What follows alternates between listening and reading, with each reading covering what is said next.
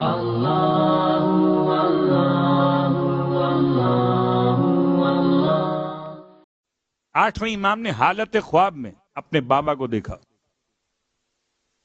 فرماتے ہیں بیٹا، ہر مشکل وقت پریشانی کے لیے، ہر مشکل وقت میں پریشانیوں کے دور کرنے کے لیے دو خدا کے نام یاد رکھو، یا رؤوف ہو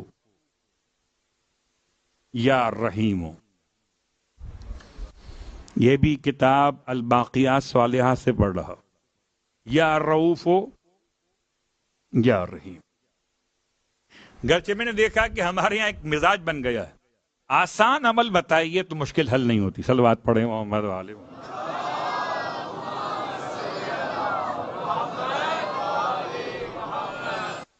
یا طہورو یا طاہرو یا طہورو بتاؤں تو الگ موضوع ہو جائے گا، مشکل سا ہو گئی، لگے کہ ہاں کچھ پڑھ رہے ہیں، یہ کیا یا رؤوف ہو یا رحیم ہو۔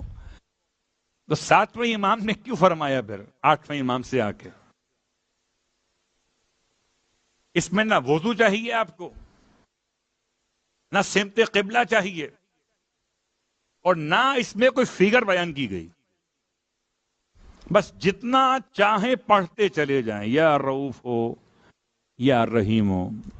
یہ دو نام ساتویں امام کی بارگاہ سے آٹھویں امام کی برکت سے ہم تک پہنچے